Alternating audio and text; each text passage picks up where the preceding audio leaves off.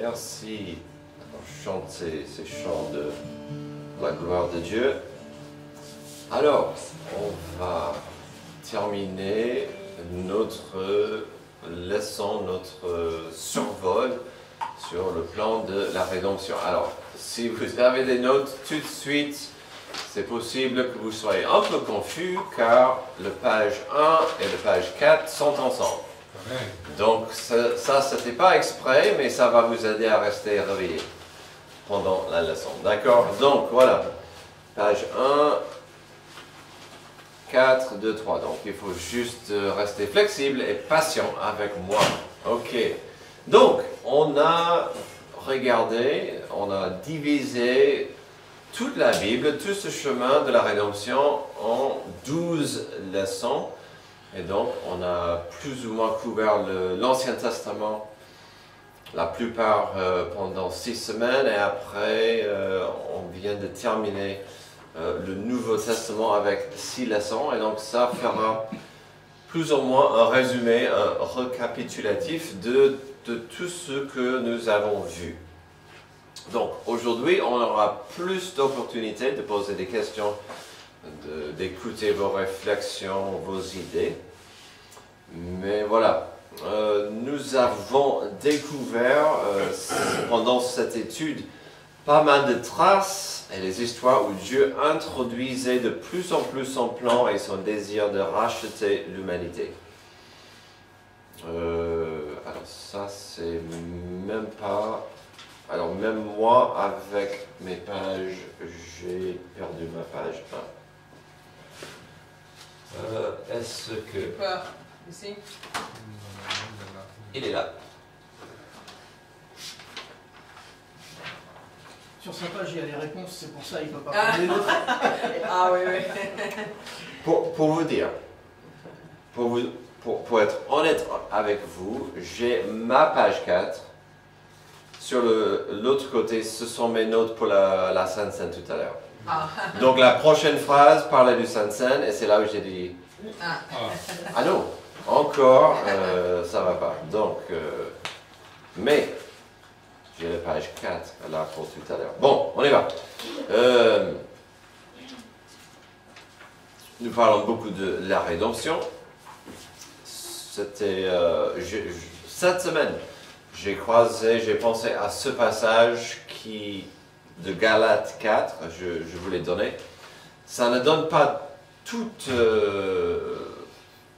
la notion de la rédemption, ça ne donne pas tout le plan de la rédemption, mais Galates 4, 4 à 7 est quand même pas mal comme révision de ce que nous pouvons voir dans la rédemption. Donc Galates 4, 4 à 7.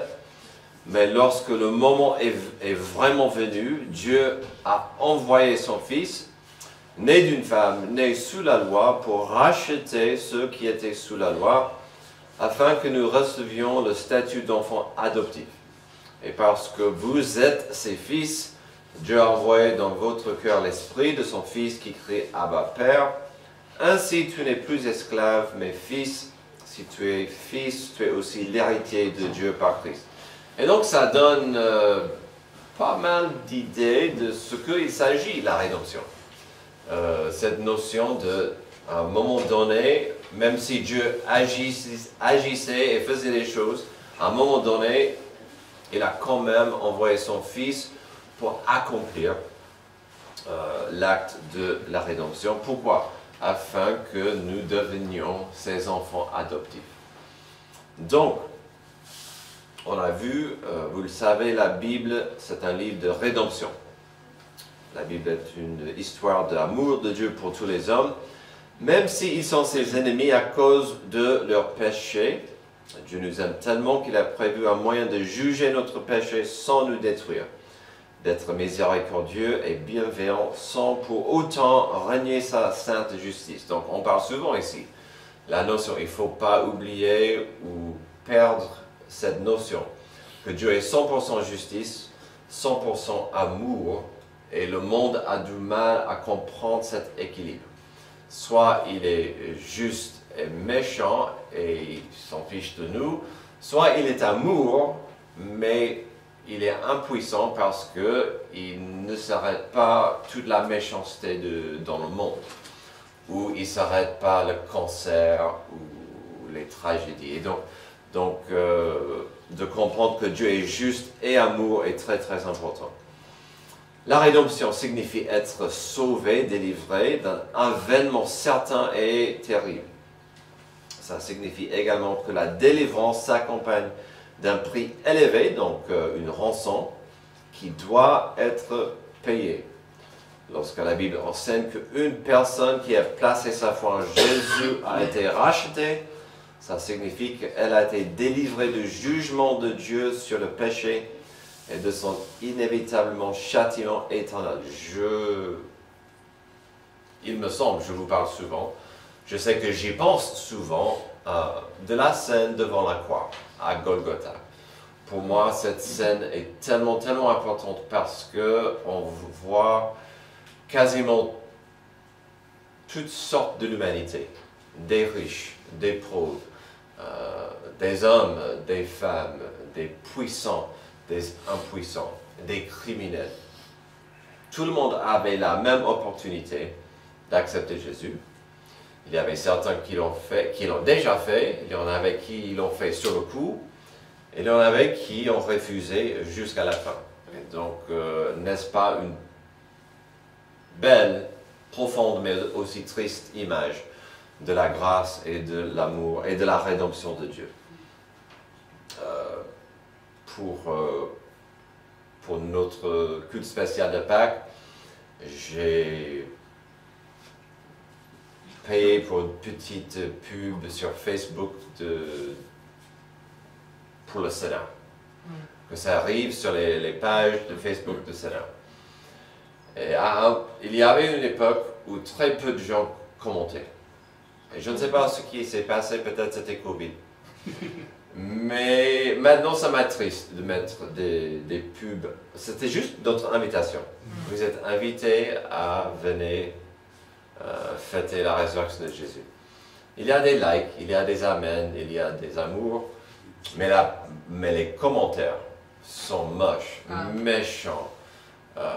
Vraiment, vraiment, les gens n'ont rien mieux à faire que de critiquer et de vraiment, vraiment vomir du poison. C'est la scène de Calvaire, à Golgotha. Vraiment, l'humanité a le choix. Et je ne prends pas les commentaires personnellement, sinon je ne pourrais pas être pasteur. Je ne pourrais pas faire ça. Mais ça m'attriste au niveau spirituel. Parce que peut-être ça serait le seul moment unique que ces personnes avaient d'y penser, de réfléchir à Dieu. Est-ce que Dieu m'aime? Est-ce qu'il existe? Et quand il fait avec ce choix, donc encore la rédemption est dispo, souvent rejetée. Alors, toute la Bible met l'accent sur la rédemption de Jésus. Dans l'Ancien Testament, les croyants prenant Dieu à sa parole attendaient avec impatience la venue du Rédempteur promis. Aujourd'hui, les croyants prenant Dieu à sa parole regardent en arrière et voient la promesse de Dieu d'un Rédempteur s'accomplir en Jésus-Christ. Mais nous regardons aussi vers l'avenir, prenant Dieu à sa parole en attendant le retour de Christ. Donc, si vous avez 4 pages plus que normal, c'est parce que je vous ai donné un petit résumé sur chaque symbole que nous avons vu. Alors, avec 12 leçons, c'est clair, je l'ai dit dès le début, c'était un survol. On ne pouvait pas voir toutes les merveilleuses images et histoires de la rédemption. Si on avait plus de temps, et peut-être on pourrait le faire plus tard, j'aurais bien resté plus longtemps sur Joseph, par exemple. C'est une magnifique histoire de rédemption. Il y en a d'autres. Mais bon, il faut commencer avec la création parfaite. Et puis Genèse 3, qui est vraiment un des chapitres les plus importants, capitaux dans toute la Bible, parce que ça explique pas juste la malédiction que nous subissons aujourd'hui, Mais il y avait la promesse donnée par Dieu de la rédemption, d'un sauveur, d'un rédempteur. Donc après ça, on a vu, oui, donc c'est pas la peine de tourner au verset, à la Sainte Seine ou pour vous, numéro 4.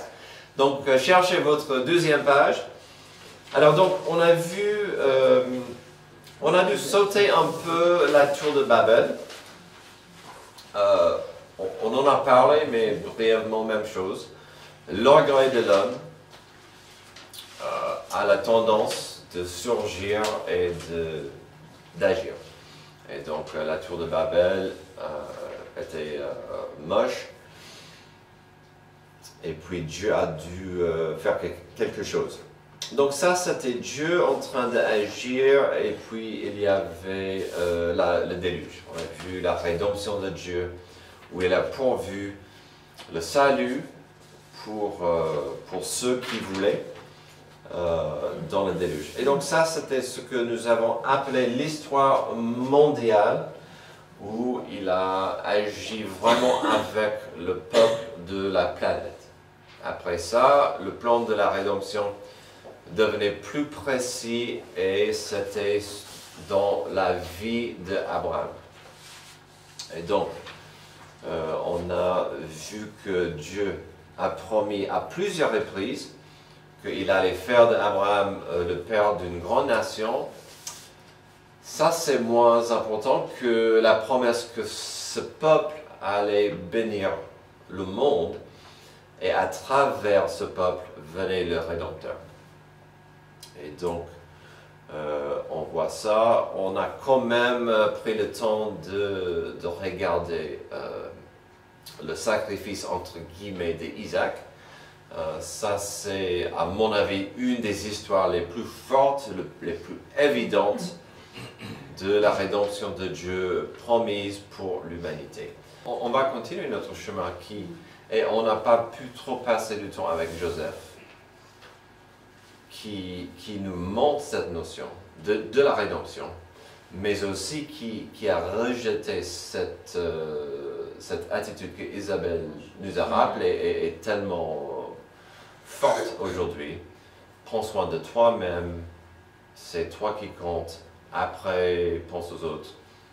Mais vraiment, Joseph était et on dit, il est un type, c'est un mot biblique, théologique, un type de Christ, de Jésus, où il s'est sacrifié de lui-même pour aimer et bénir son prochain. Et finalement, il a sauvé les vies des millions de gens, y compris sa famille, mais des millions de gens. Pourquoi? Parce qu'il était obéissant et fidèle à Dieu malgré ses multiples souffrances qui duraient des décennies. Donc il y a cette notion qui les a conduits Israël en esclavage. Dieu les a libérés, donc tout à l'heure on va faire la Sainte Seine qui à la base est liée bien sûr aux premières Pâques.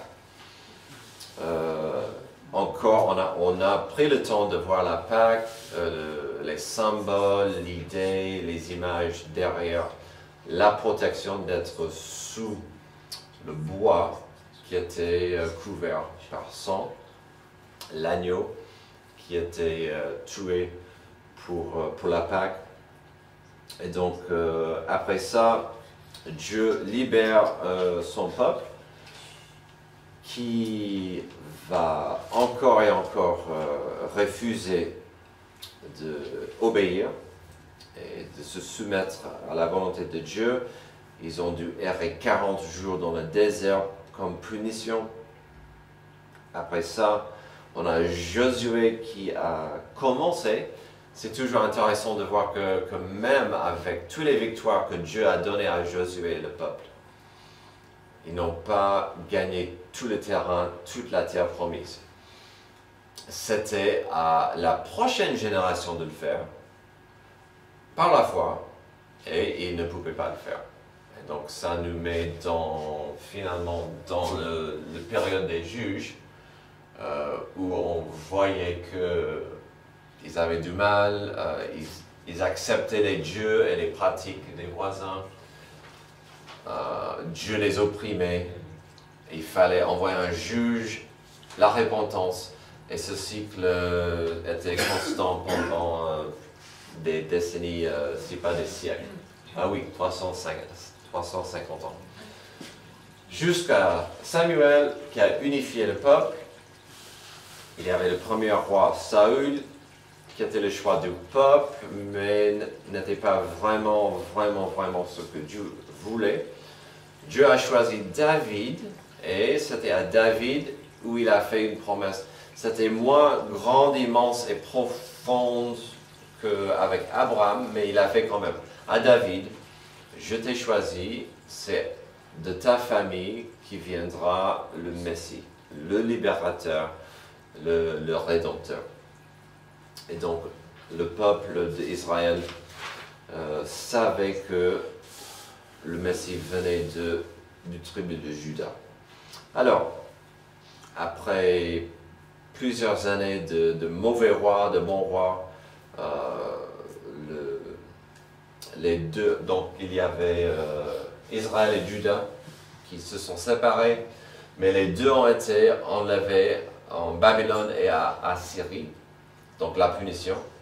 On a un peu parlé de la punition de Dieu la semaine dernière, quand on a parlé d'Apocalypse. À un moment donné, Dieu va agir. Il veut être miséricordieux, sa grâce est disponible, mais quand l'humanité continue de dire non, non, non, à un moment donné, il doit agir. Et donc, Dieu a puni le peuple. Il les a ramenés comme promis. Et donc, ils étaient unifiés, prêts, ils avaient un temple même, quand Jésus est né. Et donc, on a vu ça il y a 2 semaines.